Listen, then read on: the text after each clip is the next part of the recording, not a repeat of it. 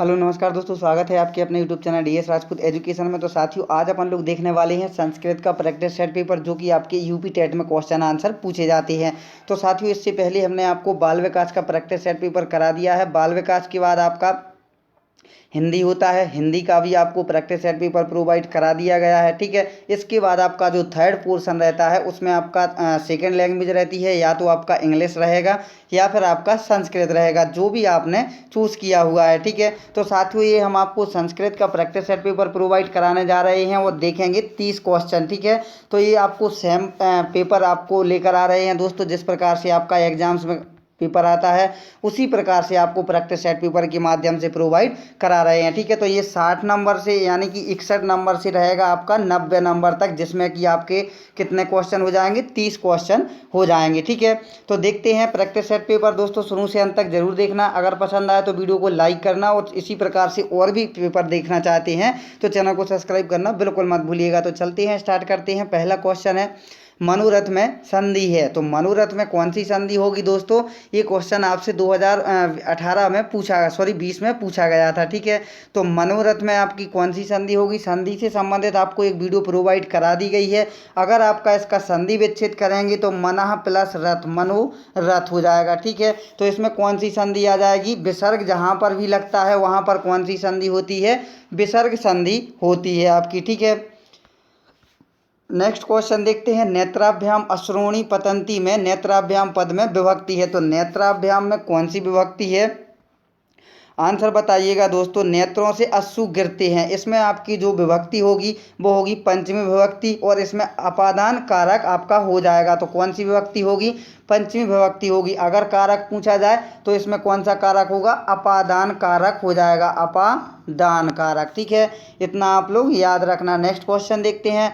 आसनी शब्द है, आसनी शब्द क्या है? नपुंसकलिंग है, पुल्लिंग है, स्त्रीलिंग है, या उपर्युक्त सभी है? तो दोस्तों आपको बता दें, असनी जो है वो क्या है? पुल्लिंग है। क्या है? पुल्लिंग शब्द है। नेक्स्ट क्वेश्चन देखते हैं। तया नृपो गम्यते में वाच्य है, तपा नृपो गम्यते में कौन सा वाच्य है? भाववाच्य है, कृतवाच्य है, कर्मवाच्य है, या उपर्युक्त में से कोई नहीं? तो क्या हो जाएगा इसका राइट आंसर?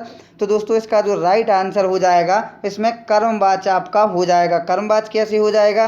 तो दोस्तों जिसके द्वारा राजा का अनुगमन किया जाता है, इसमें क्या है? कर्मवाच्य है। क्या है? कर्मवाच्य है। ठीक है, नेक्स्ट क्वेश्चन देखते हैं। यूपदारु पद में समास है, तो यूपदारु पद में कौन सा समास है? द्वंद्व समास है, तत्पुरुष है, अव्ययीभाव है, या बहुव्रीहि है?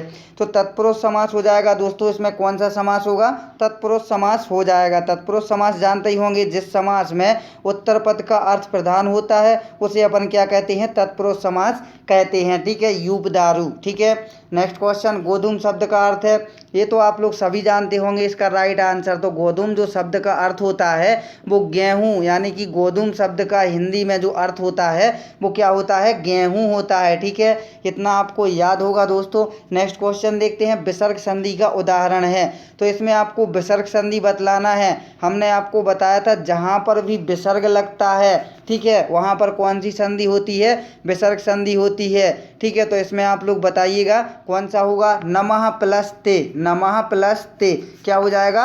विसर्ग संधि इसमें हो जाएगी। ठीक है, तो सेकंड ऑप्शन आपका राइट आंसर हो जाएगा। नेक्स्ट क्वेश्चन देखते हैं। स्पर्श संज्ञक वर्णों की संज्ञा है, तो ये हमने आपको कई बार बता दिया गया है। का चा टा ता पा मा। ठीक है, का चा टा ता पा, इसमें 5 वर्ण होते हैं, 5 में प्रत्येक में 5 5 होते हैं, तो कितना हो जाएगा? टोटल मिला के 25 हो जाएगा। तो कितने होते हैं? 25 होते हैं। ठीक है, याद रखना।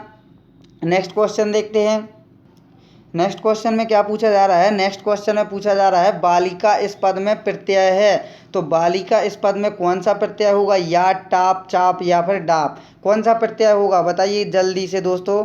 तो इसका जो राइट आंसर होगा दोस्तों वो हो जाएगा आपका टाप। ठीक है, बालिका में टाप प्रत्यय होगा। वो कैसे होगा? टाप प्रत्यय जोड़ते समय यदि शब्द के अंत में का हो और का से पूर्व आ हो तो आ के स्थान पर ई हो जाता है, जैसे बालक प्लस टाप, बालिका। ठीक है, तो ये हो जाएगा आपका सेकेंड ऑप्शन। नेक्स्ट क्वेश्चन देखते हैं। पर्यंत में आपका उपसर्ग पूछा जा रहा है, तो पर्यंत में, ठीक है, पर्यंत में बताना है आपको क्या हो जाएगा?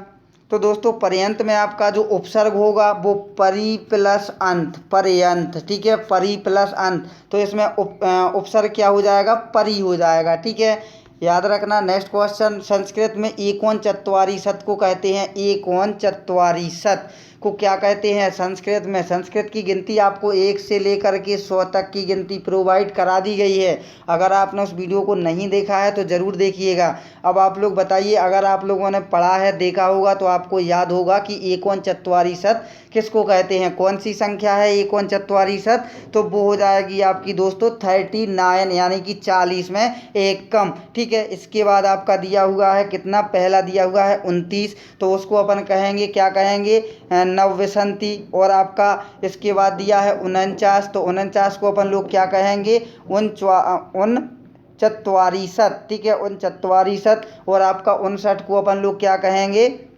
एकोन पष्टि, एकोन पष्टि, ठीक है। तो ये आप लोग सीख गए होंगे। नेक्स्ट क्वेश्चन देखते हैं, द्विशब्द स्त्रीलिंग प्रथम विभक्ति का रूप है, तो क्या हो जाएगा, तो वो हो जाएगा दोस्तों द्वय, ठीक है, क्या हो जाएगा, द्वय हो जाएगा। प्रथमम में हो जाएगा द्वय, द्वितीया में भी द्वय, तृतीया में द्वाभ्याम, चतुर्थी में द्वाभ्याम, पंचमी में द्वाभ्याम, और आपका षष्ठी में द्वयो, और सप्तमी में हो जाएगा दयो, ठीक है। तो ये आप लोग याद रखना दोस्तों। आशा करता हूँ आप लोग ज़रूर इसको अपने माइंड में सेव करते हुए चल रहे होंगे दोस्तों। इसी प्रकार से आपके क्वेश्चन आंसर भी पूछे जाते हैं आपके यूपी टेट एग्जाम्स में। तो ये स्पेशल तौर से आपको यूपी टेट की तैयारी के लिए है दोस्तों। आपका जो एग्ज़ाम्स है वो निर्धारित है, अक्टूबर नवंबर में आपका पेपर हो जाएगा, अक्टूबर की लास्ट में और नवंबर के पहले सप्ताह में, ठीक है। तो ददंती रूप है, तो ददंती रूप किसका हो जाएगा, ददंती रूप हो जाएगा दोस्तों आपका लट लकार प्रथम पुरुष बहुवचन का, ठीक है। नेक्स्ट क्वेश्चन, गुरूपदेश शब्द में प्रयुक्त संधि है, तो गुरूपदेश शब्द में प्रयुक्त संधि कौन सी है, गुण संधि है, अयादि संधि है, यण संधि या दीर्घ संधि। तो क्या हो जाएगा, हमने आपको बताया था जहाँ पर भी बड़ा हो, बड़ी की मात्रा लगे, वहाँ पर कौन सी संधि होती है, दीर्घ स्वर संधि होती है, ठीक है। तो यहाँ पर बड़ों की मात्रा लग रही है, इसलिए आपका दीर्घ संधि हो जाएगी, ठीक है। नेक्स्ट क्वेश्चन, उपसर्ग है, उपसर्ग कौन सा है, कुत्र है, यत्र है, परा है या यदा है। तो जल्दी से बताइए आप लोग, इसका राइट आंसर क्या हो जाएगा। तो साथियों इसका जो राइट आंसर हो जाएगा परा। इसके बारे में थोड़ा सा जान लेते हैं। ऐसे शब्द जो किसी शब्द के प्रारंभ में जुड़कर उसके अर्थ में परिवर्तन ला देते हैं उसे उपसर्ग कहते हैं। जैसे परा उपसर्ग से बनने वाले शब्द परानय, पराभव, परामर्श, ठीक है, ये शब्द आपके हो जाएंगे। अब आपका यहाँ पर दिया हुआ है गद्यांश और पद्यांश। एक बात आप लोग नोट कर लीजिएगा दोस्तों, आपका चाहे वो हिंदी का पोर्शन हो, चाहे आपका संस्कृत का पोर्शन हो, ठीक है, इन दोनों में आपके 10 से 15 नंबर तक के गद्यांश और पद्यांश से संबंधित क्वेश्चन आंसर पूछे ही पूछे जाते हैं। तो दोस्तों इसमें आपको कोई भी मेहनत नहीं करनी होती है, इसी में से आपको पढ़ना होता है, इसी में से आपको आंसर देना होता है, ठीक है। तो आप लोग इसको जल्दी से रोक करके पढ़ लीजिएगा, अपन लोग डायरेक्ट क्वेश्चन आंसर देखेंगे, ठीक है। देखते हैं क्वेश्चन, उपर्युक्त गद्य के अनुसार समाज में किसकी संख्या कम है। तो किसकी संख्या कम है, निर्जनों की, निर्भयों की, दुर्जनों की, सज्जनों की या शिक्षकों की। तो किसकी संख्या कम है, तो दोस्तों दुर्जनों की संख्या जो है वो कम है, ठीक है। नेक्स्ट क्वेश्चन, उपर्युक्त गद्य के अनुसार दुष्ट लोग समाज में क्यों प्रबल दिखते हैं। ये महत्वपूर्ण है, आपके मन में भी क्वेश्चन आता होगा कि जो दुष्ट लोग हैं वो समाज में क्यों प्रबल होते हैं, उन्हीं के पास पैसा होता है, उन्हीं के पास धन होता है, दौलत होती है, ऐसा क्यों। तो दोस्तों ऐसा इसलिए होता है क्योंकि सज्जन तटस्थ रहते हैं, ठीक है, ईमानदारी से करना चाहते हैं हर एक काम।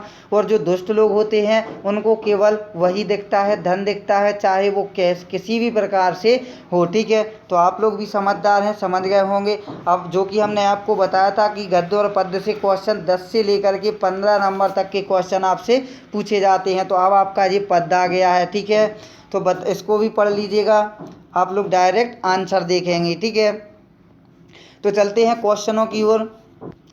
नेक्स्ट क्वेश्चन में पूछा जा रहा है इस श्लोक का भाव है। तो इस जो श्लोक अपन ने पढ़ा है, इस श्लोक का भाव क्या है दोस्तों।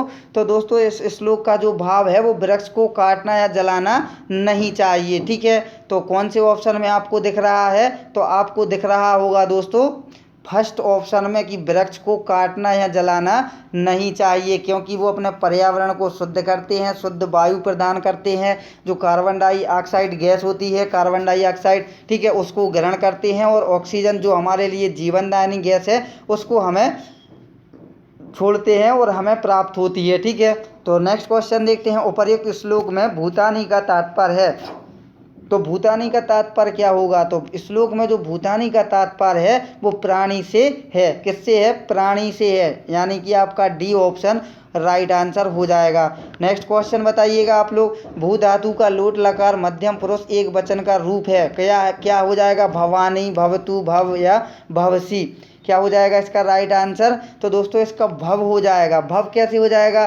भू धातु लोट लकार मध्यम पुरुष एक वचन रूप है, वो क्या है? भव है, ठीक है। तो सी ऑप्शन आपका राइट आंसर हो जाएगा। Next question. सर्वनाम शब्द है, तो सर्वनाम शब्द इसमें से कौन सा है? स्थूला, प्रातः, पुत्र या सर्व। क्या हो जाएगा? तो दोस्तों सर्व सर्वनाम शब्द है, पुत्र संज्ञा पद है, स्थूल संज्ञा पद है और प्रातः जो है वो अव्यय पद है। तो यानी कि सर्व आपका राइट आंसर हो जाएगा। नेक्स्ट क्वेश्चन देखते हैं। कुंजर शब्द का अर्थ है, तो कुंजर शब्द का अर्थ क्या होता है? ये संस्कृत में है, आपको हिंदी में बतलाना है। तो कुंजर जो होता है दोस्तों वो हाथी को अपन लोग कुंजर कहते हैं, ठीक है। हाथी को ही गज, हस्ती, करी, कुंजर ये कह सकते हैं, ठीक है। सर्प को अहि, सर्प, भुजंग, ठीक है। इसके बाद है आपका हिरण, तो हिरण को क्या क्या कह सकते हैं? हरिण, मृग, ठीक है। सुअर को क्या कह सकते हैं? सूकर, बराह, ठीक है। आप लोग समझ गए होंगे। नेक्स्ट क्वेश्चन देखते हैं। मात्र शब्द का तृतीय विभक्ति एक वचन में रूप होता है, तो क्या होता है? तो दोस्तों वो होता है आपका मात्रा, ठीक है। ए ऑप्शन आपका राइट आंसर हो जाएगा। सुबंधु की रचना है, सुबंधु की रचना किसकी है? मेघदूतम की, अभिज्ञान शाकुंतलम की, स्वप्नवास दत्तम की या वासव दत्ता की, किसकी है? तो दोस्तों ये हो जाएगी आपकी वासव दत्ता की, ठीक है। तो डी ऑप्शन आपका राइट आंसर हो जाएगा। Next question. निम्नलिखित में से कौन सा स्वर है? अब आपको स्वर बताना है, ठीक है। तो स्वर बताइएगा कौन सा हो जाएगा। तो दोस्तों स्वर जो होगा आपका वो लिरा होगा, ठीक है। लिरा आपका स्वर होगा, ठीक है। तो दोस्तों आपको बता दें जो स्वरों की संख्या होती है, अगर क्वेश्चन में पूछ लिया जाए कि कितने स्वर होते हैं, तो दोस्तों 9 स्वर होते हैं। कौन कौन से होते हैं? तो याद रखना, छोटा आ, छोटी ई, छोटा ऊ, रिर, लिर, ए, ओ, आई और औ, ठीक है। ये आपके 9 स्वर होते हैं, ठीक है। ये अच प्रत्याहार के अंतर्गत परिगणित हैं, ठीक है। इसमें इसलिए स्वरों को अच भी कहा जाता है। इनको और अपन लोग क्या कहते हैं? इनको अपन लोग अच भी कहते हैं, ठीक है। Next question. नदी शब्द रूप में प्रयुक्त वचन है, बताइए आप लोग क्या हो जाएगा। तो साथियों इसमें होगा बहुवचन, ठीक है। नेक्स्ट क्वेश्चन देखते हैं। अकारांत पुल्लिंग शब्द का उदाहरण है, तो अकारांत पुल्लिंग शब्द का उदाहरण क्या हो जाएगा वो भी आप लोग बताइएगा।